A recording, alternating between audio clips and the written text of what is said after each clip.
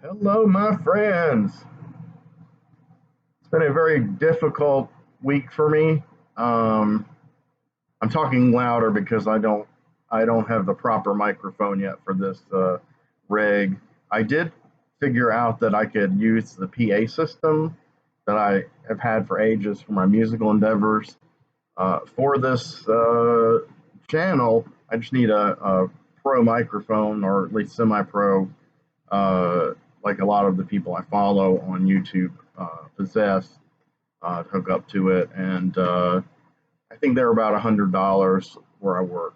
I don't have $100, so I don't know when I'll get it. If you'd like to purchase me one and become a permanent channel patron with special benefits, the info is below. That would really be a gift to the channel, let me tell you. Um, I have almost 200 subscribers finally. Thank you so much for all the new subscribers. As for watching this, please uh, hit that like button. And if you haven't already, subscribe and become one of those subscribers. Um, I'm excited about the channel. I'm excited about the attention and some good feedback I've been getting. Um, and I think I'm getting better at this, much better than I was a year ago, for sure. But, practice makes perfect, all that. But that all having been said, I did manage to knock out um, a couple of videos in the last week, and one of them came under immediate fire and had to be redone. And it's something I contested, albeit kind of timidly, because I knew it wasn't going to be reversed. I just had to amend something uh, and upload the information in a different way. And then the last video I did, I was very pleased with, about Judex. I know that's a bit more of a niche character, even among superhero fans who watch me, even among silent film fans who watch me, even among pulp aficionados to an extent who watch me, because it's French. It's not, the sock'em slam bang, Doc Savage era. Um, so, but it's that uniqueness, of course, that draws me to it, and the surrealism and all that. So I hope you'll check that video out, please. It's not faring that great, but it's only been up, a couple of days as of tonight. So I think it will eventually um, get a little attention. But I was proud of the way it came out. I love the subject matter, and I got some great compliments. People who are Judex aficionados, and that warmed my heart. Tonight I'm wearing, in this smoldering heat, my uh, Android Kikaider t-shirt again. This thing is a thing of just that. My beard looks weird. This thing is a thing of absolute gorgeous beauty.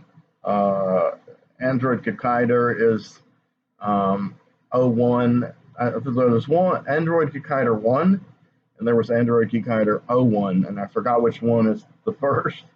There were two different series, one after the other in Japan. There were many subsequent ones, but it wasn't as much like Kamen Rider, where you had a whole ton of iterations of the same original character, and they all kind of, mostly, or all kind of, looked rather different, but just had some core similarities, but were each done a kind of their own thing.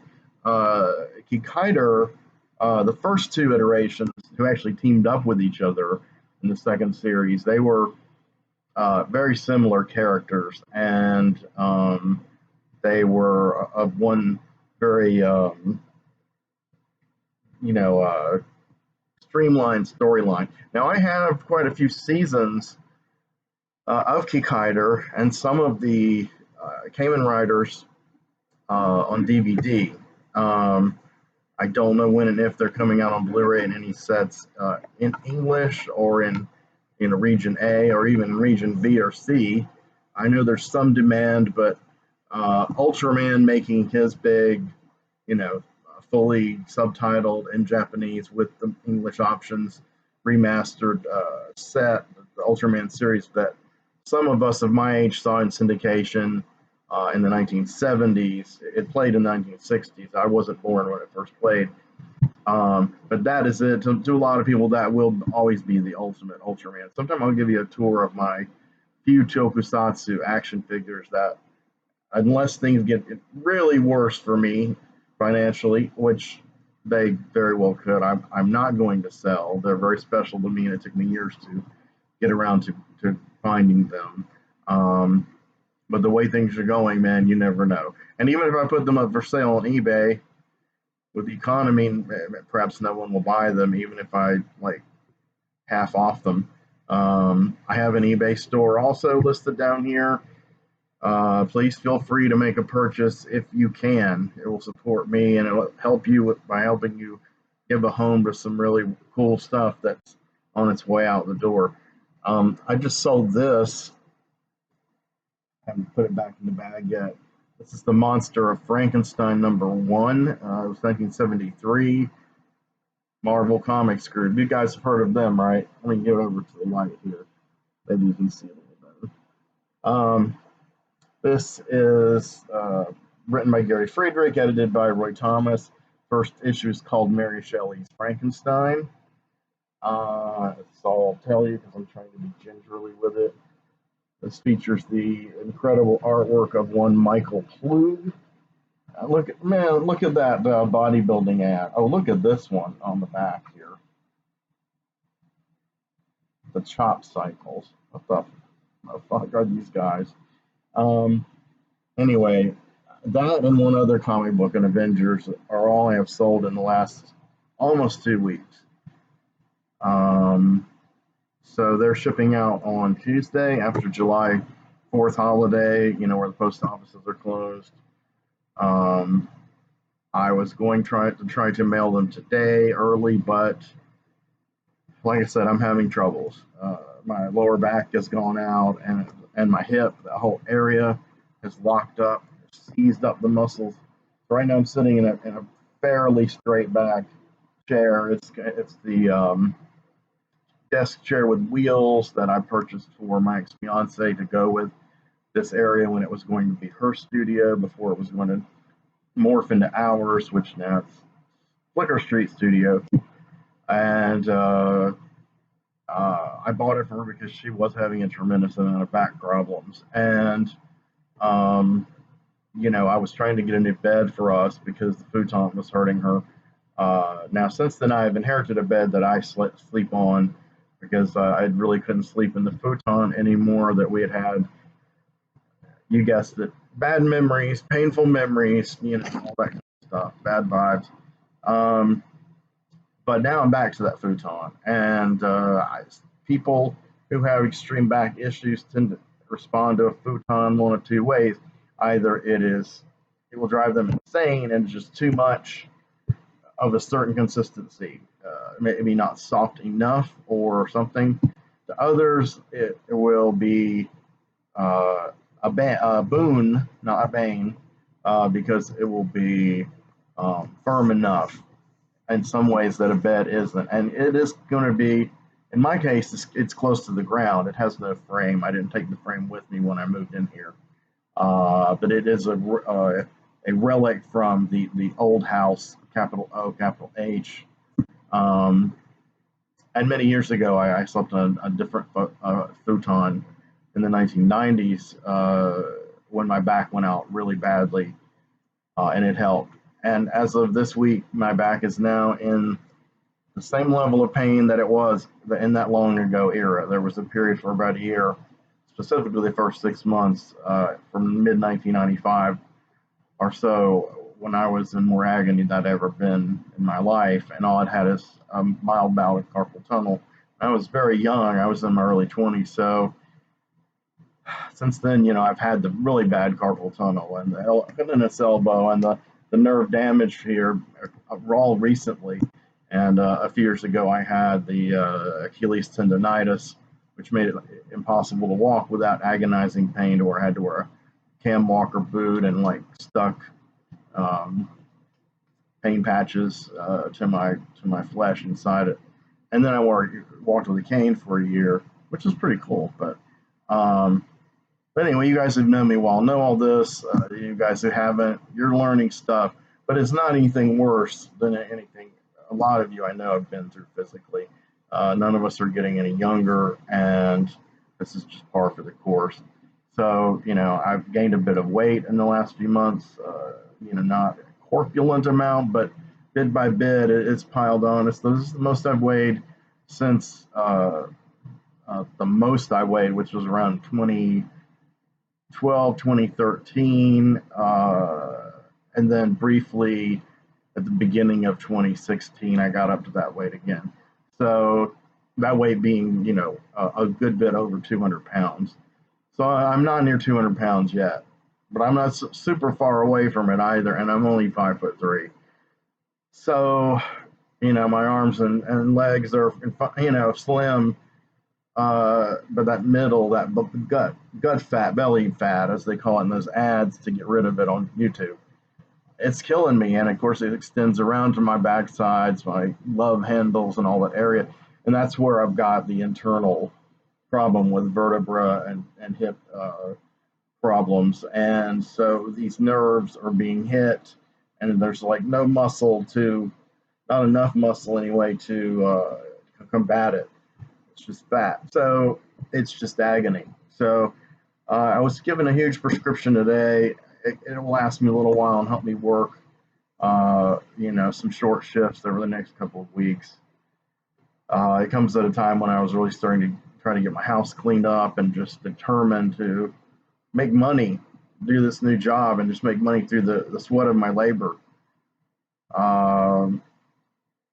You never know what's going to happen. So I'm not completely hopeless. So this is a long, long run-on intro because I don't really have a lot of Blue review content for you today, partially because everything I'd sketched out the last couple of days, I became aware last afternoon there was no way I was going to be able to shoot it, that the Judex was going to be my swan song. I shot the Judex. I drank a lot of alcohol, a lot of alcohol. It was great. I was fairly smashed, and that will keep my pain somewhat at bay, as it did with my hands. I do not have regular access to marijuana. I live in a dry state, dry county. I don't have the money to pay the few friends who do have some limited access to it. So I'm screwed in that area, because that would help me psychologically and physically, would deal with issues much better than alcohol, much more healthy way. And so every once in a while I just, go into that mode, and I have fun, and it also kind of numbs a lot of things. And not just numbs the inner pain, but the inner pain, the inner physical pain. But anyway, I drank most of it. Last night I drank a little bit when I got up yesterday, the little bit that was left. And by mid-afternoon, my pain was getting worse and worse and worse. So I went to the ER around 7:30 p.m. It's just down the street. I was there until 10 a.m. I did sleep a little bit, not intentionally. I just kept falling asleep at the place. But I wasn't the only one. There were people sprawled out all over the place with sofas, and there were people with white blankets all over themselves and like wrapped up like shrouds. I thought I'd walked into an outtake from Moon Knight or something. I was like, what the fuck? So anyway, I knew I had some stuff coming, just 2 items coming. One gifted to me by a benefactor named Terry Mulford, I believe he calls himself. And then one I had ordered for myself a very long time ago on pre-order. That one I was notified today is on its way from Diabolic DVD. So it'll probably be here soon. So I'll have that to review, and of course the Funky Forest, as I told you, I will be reviewing in July. I've had it for several weeks.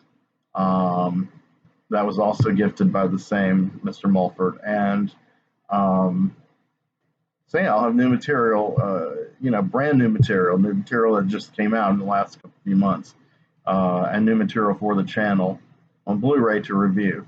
So, but that's July. As for June, yes, in July we'll be doing a proper review of this item. So there you go, as Kit Cabello says. But for tonight, we're going to go ahead and do an unboxing. I know you guys salivated the prospect of these. So this is to Henry Covert from Severin Films, and they're good friends of the channel. I mean, they don't know it. I've never I've never personally engaged with them. Though I've long admired the work of David Gregory, going all the way back to Blue Underground and even further back to Anchor Bay. It's a subject that dear friend and channel patron and collaborator Tim Tolbert and I talked about a good deal last evening. So this has these old-fashioned things called peanuts. There used to be two kinds of packing things, and retail we would nickname them peanuts and popcorn. Popcorn was the kind where you pop, it's got the air trapped in it. So this is peanuts. Oh my God, you know what? I have a surprise in here.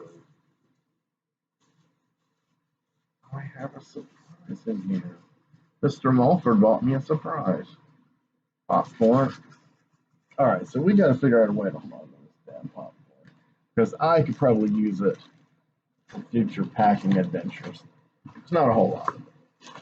But anyway, I didn't realize, so I'm going to have a fourth item to talk about on this channel. The excitement I'm feeling is it's simply amazing. So apparently my benefactor was misinformed by Severin, and in a good way. I think he said he was told that half of his original idea for an order was canceled, for whatever reason. So I would only be getting one item. Well, I'm getting two, damn it. So, wow. There's a Severin sticker. Pretty impressive. So, okay, I'm going to go in the order in which I was aware of these items coming to me, and then I'll get to the surprise one here afterwards at the very end. So here's the first one, and this is, of course, the one which has a little bit of this little sticky thing from the peanuts on it. Okay, this is called Libido. Can you see that? Libido. Some light over here in this place. Libido. Okay, so this is the back cover. Classic poster to fans of Giallos. If you're a fan of Giallos, you know this movie. I don't need to talk about it, so see you later. No, I'm kidding. I know a lot of you are not fans of Giallos. Some of you might hate Giallos, but if you do, I'm hoping this might help change your mind and could give it a shot.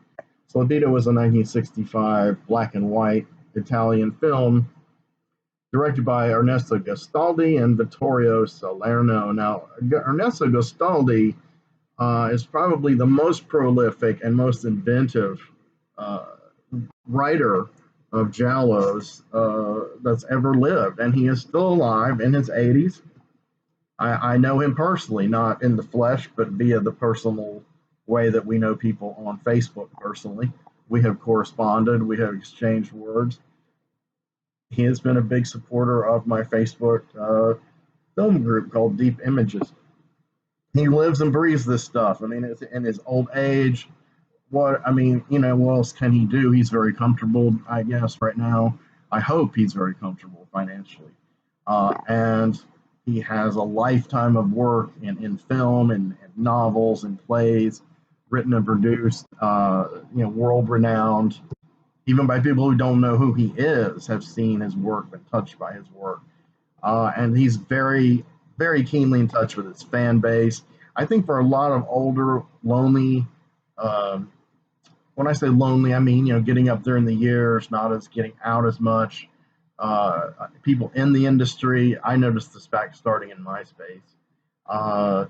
It really meant a lot to them to know that there were so many fans out there that remembered them, and so many younger people, which, at the time of MySpace, younger people was considered, my generation, Gen X. Now it's considered, rightfully millennials, and there's tons of us, post-boomer weirdos who love this stuff and who are very passionate about it when we discover the joys of it.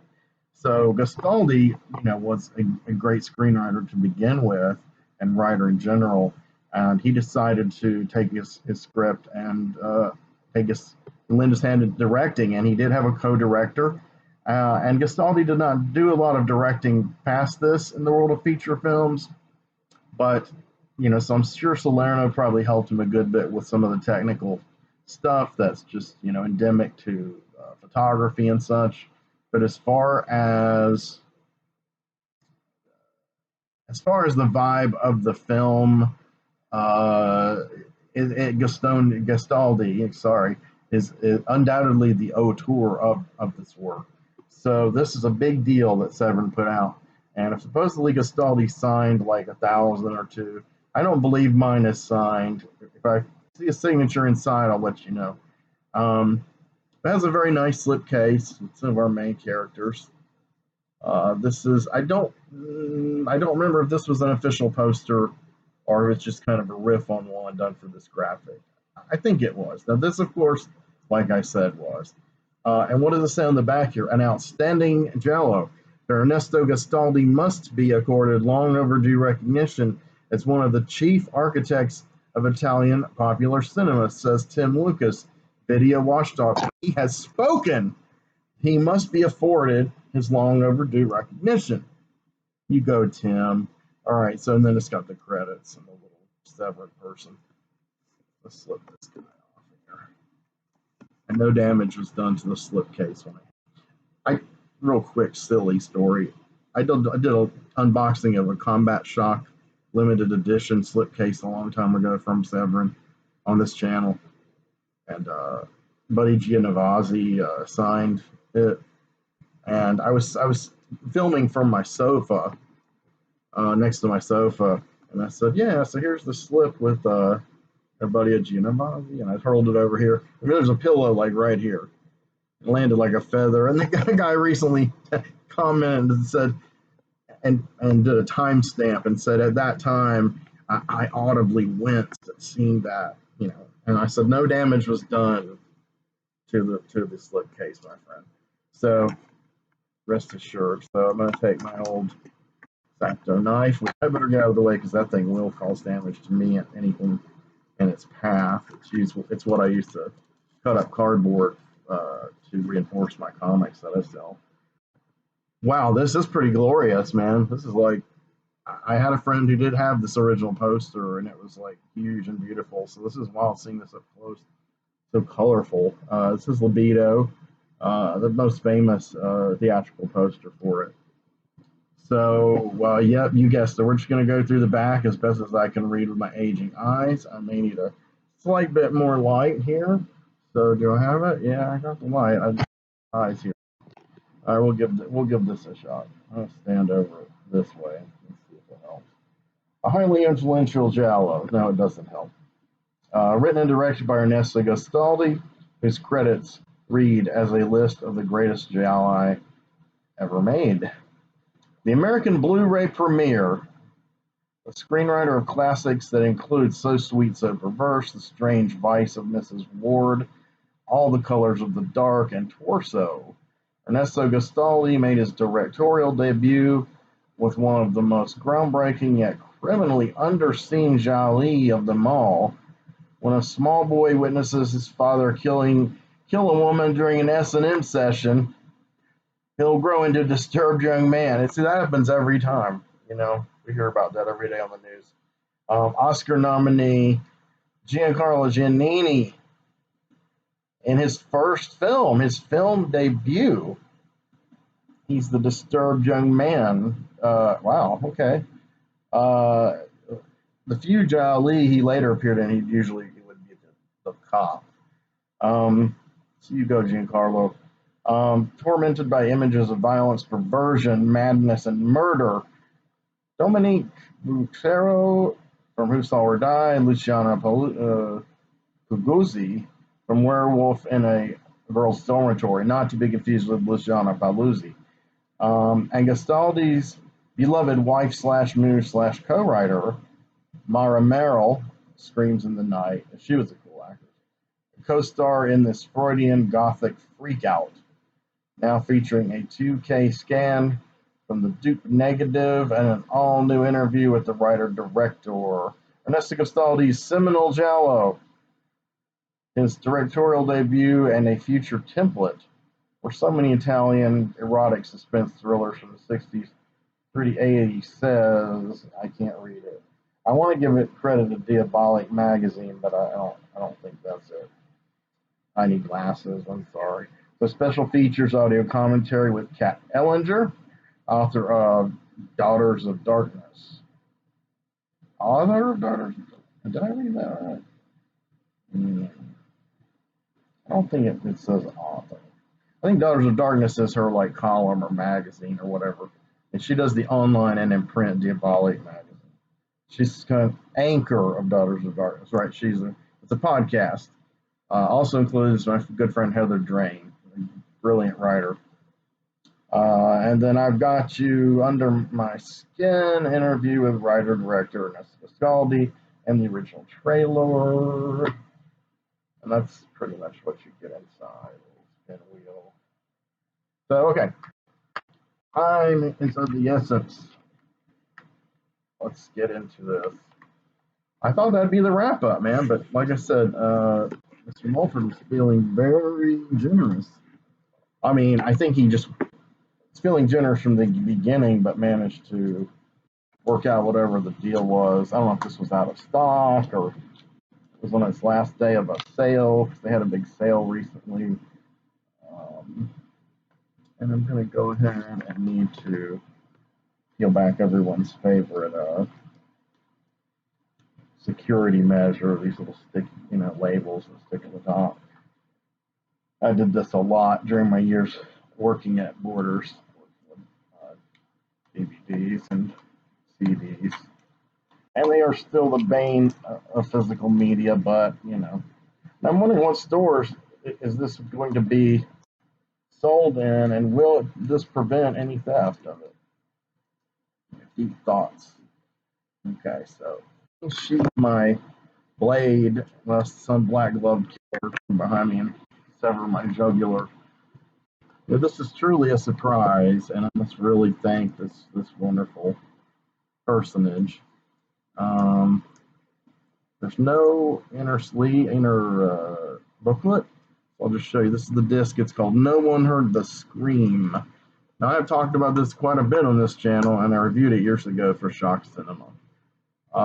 We've had quite a few discussions, you and I, and our comrades, about one Eloy de Iglesia, not to be confused with his talented but less talented son Alex, who has a brand new movie out, which I forgot the name of. I just learned of it the other day. He did a great film called Day of the Beast and Perdido Durango. It's the action mutant, etc. But Eloy is the bomb. So Shudder recently added this and quite a few of his items on Shudder to watch for free, including Cannibal Man, including Murder in the Blue World, which I reviewed recently, and on this channel, yes, and also a movie called Navijeros about boy gangs, and then there's a couple of others films along those lines. They also picked up everything but Clockwork Terror for Shudder, which I also reviewed recently, under the name Murder in the Blue World. They're the same film. So, yeah, they picked up Murder in the Blue World, No One Heard the Scream, Cannibal Man, Navijeros, and these other two films. The only key film of his that I consider a key film that they did not pick up, because it didn't come out in this wave of Severin Films, is The Glass Ceiling, which in some ways is my favorite. I reviewed that on this channel a while back under the Extreme/Forgotten series, saying, people, come on, man, don't forget The Glass Ceiling. Now, in one of these serendipitous turns, the stars, Vicente Parra and Carmen Sevilla, are the same as in, let me see if I get this straight. Well, how to put this right. Okay, the star of Cannibal Man, Vicente Parra, and the star of Carmen Sevilla, The Glass Ceiling, are together for the first time ever and no one heard the scream. This was, I believe, this was the first. My memory goes back and forth. I'm like Stanley. I don't remember who created that. I guess I did. Uh, um, I think No One Heard the Scream was the first Eloy de Iglesia film that I saw in 1997. I borrowed it from a friend, Michael, and it was really different. It had a different vibe. It had different. It's a Spanish giallo. It had a very different vibe than the Italian ones I was into. And then shortly after that, I saw Clockwork Terror, uh, aka Murder in the Blue World. But back then, it was predominantly called Clockwork Terror. I saw that for the first time. So I went over some of this in my Murder in the Blue World review. Maybe got some of the order of seeing them wrong. Maybe next time I review De La Iglesia, I'll change it up again. But I'm pretty sure I saw No One Heard the Scream. Then I saw Clockwork Terror, and then I saw The Great Glass Ceiling. And then only a bit later, not a whole lot later, but a bit later, I saw Cannibal Man.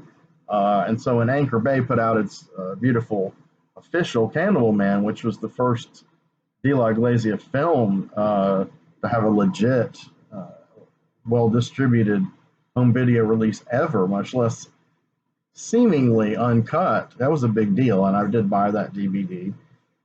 Well, I sold that DVD last year, and it was the only De La Iglesia that came out for years. I thought they were all going to follow, but now Severin's picked up the slack. They have only to put out The Glass Ceiling. Real quick, when I said that Cannibal Man was seemingly uncut, the version that Anchor Bay put out actually was not uncut. Code Red, a smaller Blu-ray and DVD production company, I don't mean they produced their own original material, maybe some, but did the same thing as these companies did, restoration and distribution.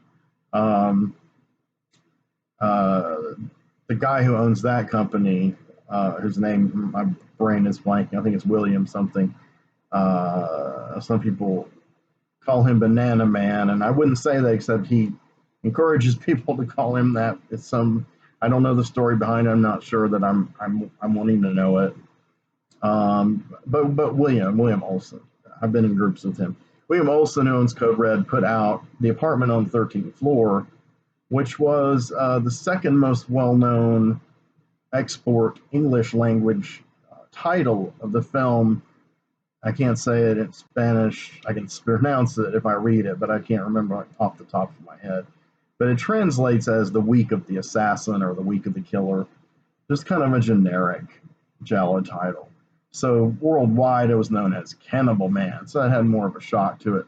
But The Apartment on the 13th Floor was, I don't know if it was De La Iglesia's preferred export subtitle. I could see that because No One Heard the Scream and especially Glass Ceiling. They're more subtle, and Murder in the Blue World is more poetic and more abstruse. But anyway, I bought from William Olson at Code Red. I bought The Apartment on the 13th Floor version on Blu-ray, and it looked exceptionally good. It looked just as good as the Anchor Bay, which surprised me because Olson doesn't have all of the fundage and support of a lot of the companies that have done these beautiful remasters and transfers. I mean, some he's done beautiful jobs with over the years, like his Messiah of Evil presentation is absolutely essential. I've got it. You have to own that if you love that movie or even interested in it. Buy Code Red's Messiah of Evil. So that had the extra footage I'd never seen before. A little bit was violent, and then some was character development. So when Severin put theirs out recently, I felt like I didn't really need their extra features. I just stick with Bill Olson's Apartment on the 13th Floor. I still file it under C under Cannibal Man for convenience. But anyway, so Severin has done this. I'm really looking forward to this. When I went on a massive binge from rarelust.com, that is a plug. If he's still around, I hope he is. Where he gives you the ability to, you basically have to buy the software, which isn't very expensive at all, and then sign up with him, and then you basically have access to burn whatever you want up to, in his catalog. And I think the more files you burn or want to burn, the more you pay, which again is very, very, very little money. Um, so over a summer of anguish, when my ex-fiance left, you've heard this story before. Uh, I shelled out some money that I really should have been saving, and I purchased well over 300 files, and I burnt 275 onto them on DVD. I bought the blank DVDs, the cases, so I still have about 75 files in my external that I haven't burnt onto physical media, some of which I've watched, some of which I've never watched. But it really helped my library. It filled in a lot of holes. It helped combat my depression. It added to my knowledge of so many things. I'm ever thankful for it. Most of them were movies I'd never seen before, or movies I never thought I would see on a physical media. Some of them were uncut upgrades of very hard to find films that were once mainstream, like The Devils and Looking for Mr. Goodbar, which I reviewed on this channel. And it's actually rareloss.com's print of the devil that is the devils that is going around now as indeed the closest we'll ever get to an uncut. And unfortunately, this young lady whose name I don't remember, which I guess is good, she's kind of taking the credit for unearthing the print and giving it to some people, selling it to others, and I don't know her name. If I did remember her name, I wouldn't dox her because I don't know all the legalities of this. But I think her doing that to Rare Loss is a little dodgy, and there are people who legit want to see this movie and are turning to her, and I don't. Maybe her heart's in the right place. Maybe The Devil's is her greatest, an icon of her existence. But the research I've done on her, which is minimal, it's possible, but I really think she's just capitalizing on someone else's work and not giving them the credit, and I'm not really a big fan of that. But anyway, the Rare Loss copy of The Devils, I will be reviewing. I meant to review as one of my first extreme / forgotten segments, and I never did. But it's still on the stack to happen. But anyway, I got all this stuff from Rare Loss, and two things I got were upgrades from some shitty DVD bootlegs I had of The Glass Ceiling and of No One Heard the Scream. So when I did my Glass Ceiling episode, I was drawing on the Rare Loss upgrade, and I forgot what his source was. I think it might have been just a really nice DVD import copy. Same with this one. So as far as it goes, this is the first official uncut, fully remastered Blu-ray release in North America of No One Heard the Scream. And like I said, I reviewed this movie in a magazine 23 and a half years ago. Let's talk about this. We've already talked about it, and we've explored the the sparse content, but that's okay. What's on the disc is what's important. So let me read this to you, so you'll be as interested in this as I hope you will be. Eloy de Iglesia says, masterpiece. So to some people, this is his masterpiece. It's a black comedy, political thriller, road movie, and psychological horror film all in one. The American disc premiere of de la Iglesia's suspense shocker. Special features, Eloy de la Iglesia and the Spanish Giallo. An interview with film scholar Dr. Andy Willis. And I love Spanish Giallos. There's one I'd like to review on here sometime. It's pretty minor. I don't know if it would be worth more than like a 20-25 minute review, but it's called Morbo. So if there's any Morbo fans out there who want me to review it, pipe up now. Okay, 1 year after his international breakthrough with Cannibal Man, defiant Basque filmmaker Eloy de la Iglesia co-wrote and directed this twisted thriller, his last under Spain's repressive Franco regime, that instantly made him the quote-unquote father of Spanish Giallo. according to Spanish Fear magazine. And that was the Franco, not just Jesus Jess Franco, the director. His regime was the opposite of repressive. His was a transgressive regime of filmmaking. We're talking about Generalissimo Francisco Franco. For those of us who were really old, there's a show you guys have probably watched. I'm just kidding. Called Saturday Night Live. It's still in the air after almost 50 years, and it's kind of a joke. No, I mean I know it's a comedy, but to me it's an absolute absurd joke. And now at this point has run really nothing to do but the title with the original concept. But the first season or two were really so subversive. They came out in the mid 70s and they pilloried all kinds of everything that needed pillaring about our culture. And one of the things was Chevy Chase doing his weekend update report in this very stoic, almost robotic manner. That was prophetic. And he said, and in other news, Generalissimo Francisco Franco is still dead. And then he moves on. So, yeah. So let's get back into this movie under the Franco regime. When a woman spies her neighbor disposing of his wife's corpse, she will cross the line from witness to accomplice to something far more depraved. Vicente Parra, Cannibal Man, Carmen Sevilla, The Glass Ceiling, Maria Oscarino, That Obscure Object of Desire, and Antonio Casas, The Good, the Bad, and the Ugly, star in quote-unquote a must for all European film fans with a final twist that will resonate with you for a very long time. That's from the Gore Splattered Corner. Now featuring an HD scan from the original negative. This is another quote. A still controversial cult film. It delivers sharp turns and a truly surprising ending, several years ahead of the great Brian De Palma thrillers of the 80s. Now, I want to say these quotes and hypes did come out. I'm sure all of them were written within the last 10 to 20 years tops on the internet. And that's groovy. This is the era to where these kind of movies need rediscovering. Here it is, finally, thanks to efforts of people like this.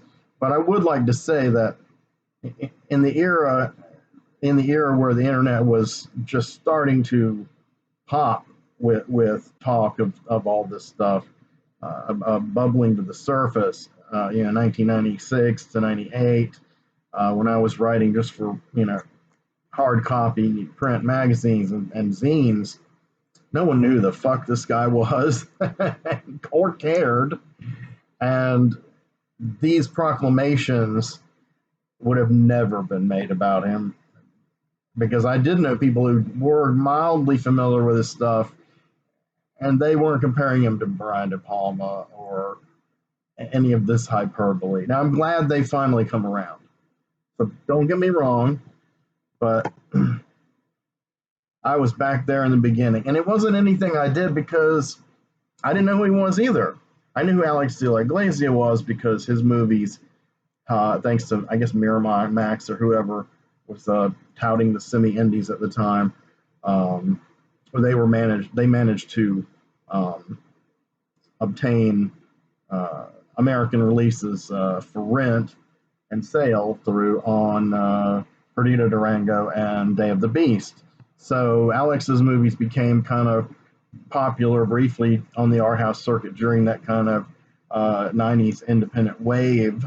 But his father was unknown. I mean, and I first heard of them because I saw a catalog called Luminous Film and Video Works, and it had a write-up for Action Mutant, or Mutant Action, and it said by Alex de la Iglesia, son of director Eloy de la Iglesia, Cannibal Man. I think, But basically, then that same year at a comic book convention, a guy was selling a bootleg of Mutant Action. I watched about the first half. I was able to kind of get in between people and chill for a while and talk to the vendor. And we used to do that all the time because we had no way to see these things. And of course, we would still shell out and buy them. But a lot of these guys would show us huge chunks of these in order to help us make up our minds and just have something playing during the day. And it was exciting times, man. Conventions, at least the convention I'm referring to, is not like that anymore, and never will be again. And those are wonderful, wonderful times, magical times. And so you know, at some point, European trash cinema, Craig Ledbetter, his catalog made its way into the hands of a friend of mine, and he noticed that Craig had Cannibal Man and No One Heard the Scream and Glass Ceiling, Clockwork Terror. He had no idea what these movies were. It was obvious to us Clockwork Terror was probably some kind of riff on A Clockwork Orange. Cannibal Man we thought was, some kind of Deodato Lindsay ripoff experience, but nothing remotely like that. So Michael was curious, and he had the money to throw out, or sometimes he didn't have the money, but maxed out his cards, and he became a very faithful customer of Craig Ledbetter. Craig was an important, major part of all this stuff happening. A guy who still doesn't get enough credit in hindsight, and I think the guy who's kind of kept the banner running strong for Craig. Not that Craig's like dead or anything; he's still around online. But it's my friend Robert Monell, who worked on European Trash Cinema also. So Craig actually wrote the zine European Trash Cinema. But he had a company like Video Searcher Miami, Luminous Film and Video Works, a company that did the gray market, as they called them, bootlegs, duped versions of these films. And we would pay crazy prices, sight unseen, to get these movies. And I had been doing it for a while, and then I really was running low on money, and I started reviewing movies. And just, one good thing about that gig, is you get a lot of free screeners, and that's how I kept my collection going, kept up with the stuff, and I gave these people good reviews. I usually didn't request things to review that I knew I'd hate. Occasionally I had to kind of lower the boom and be honest, but it's not like it's Video Searcher's fault that one of their movies is, trash or anything. It's not a blemish on them.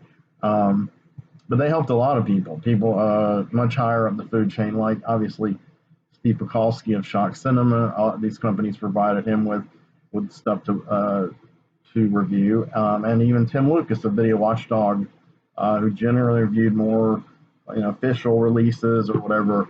He reviewed a lot of product by these companies, and all these people were friends. I wasn't close friends with any of these people, really. I worked for Steve Pekalski on Shock Cinema. We all knew each other, something weird. Lisa Petrucci, we knew her. Bill White and the guys at Video Eyeball, and Bill White is still my close friend. And then a lot of people I knew who had been collecting this stuff for years, like Tim McLain, and then people I met later, like my friend Sean Levin's father, Stephen, who had been collecting this stuff way back then in Chicago, though we didn't know him then.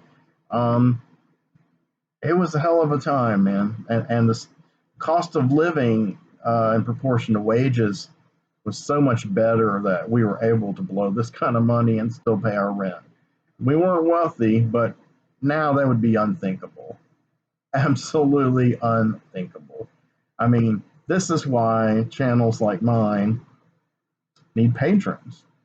So, I know you guys out there aren't making the product or even duping the product like Rare Lust or European Trash Cinema was. But I need your help to get a hold of these things so I can keep reviewing them. This is the only way it can go on, because writing and podcasting about cult movies will never make anyone wealthy. Will never won't help you to survive. It's basically going to help you maintain your hobbies, your avocations, your passions. It's going to keep you involved in an area of the film industry that you are passionate about, which isn't the one Disney's jamming down our throats 24 hours a day. And I like the MCU, whole nother argument, but Disney I don't have really kind words for. So it's important. I'm happy there's so many channels like this on YouTube. There are many channels on here, way, way, way better than mine. Sometimes I'd like to do a video on my favorite channels. I've touched on some of them and linked some of them in my early videos. There's one called Deep Focus Lens by a very, very attractive young woman. I'm just going to say it, but that's not why I like the channel, but she really is. So if you're single, Deep Focus Lens, hit me up. But seriously, kind of. But she's brilliant. I mean, she has a wide range of tastes, just like Girl Behind the Counter, who I'm also a follower of, and we have supported each other. Also, a beautiful woman. I mean, when I was growing up, girl geeks were, at least where I lived, they didn't exist, and there was no internet. And after there was an internet, yeah, they still didn't exist where I lived. You know, I met them on the internet, and I was shocked. You know, there's no excuse for anybody, any guy, to be an incel in this day and age, unless it's his own fucking problem and he's some kind of fucking freak. Because if a guy like me can attract women with like interests in this day and age, something has shifted in our culture. First of all, we were given a lie, a bad rap about it to begin with. There were always women who were interested in the arts and in way out stuff. I mean, back to the 60s, obviously, you know, and that's not what we were taught growing up by our parents, our teachers, our religious leaders, you know, our friends, our peers who thought they know better, all the guys who were always telling people like me to, you know, this is the way to get laid and this is the way to act and, you know, and don't be into that shit. You'll never get to see. And I'm like, and ironically, some of those guys who told me that, who beat the shit out of me, turned out to be gay and to be, I hate to be so blunt, but I've gotten more pussy than they ever will. And, you know, now, and such is karma, my friends. When you transact with people of that level of crudity, sometimes you have to describe their world, such as it is, in a crude fashion. So anyway, I love you guys. I love this channel. Thank you so much for listening to me. This was only going to be a half-hour video or less until I just happened upon Eloy de Iglesia's a masterpiece, and it is one of them. And you know, I might watch it tonight or tomorrow and go, yeah, well, I do like this better than Murder in Blue World or Clockwork Terror or Cannibal Man. Who knows? But yeah, I'm very gratified with this. So I really want to thank the amazing patron Terry Mulford. He has done a lot for me in my life by supporting my channel, and he knows what he's talking about. I mean, he knows what I'm talking about when I say that, but he knows what he's talking about it too. Terry Mulford, ladies and gentlemen. So listen, here's the deal. So I'm not in pain right now. My stuff kicked in, but then again, I haven't moved in except to do this a little bit in an hour. So I dread getting up. Don't know what's up ahead. Don't know when I'll be able to make another video the way things are. We'll see. I'm just going to, whenever I can, I will. And please subscribe. Please share. Please comment if you have anything to say or corrections to throw at me. You know, yeah, please like, please share, please subscribe. Tell your friends, tell your neighbors. And thanks, everybody. So I will see you soon, no matter what horrid fates I endure. I'll still be around doing this stuff. So love you. Take care.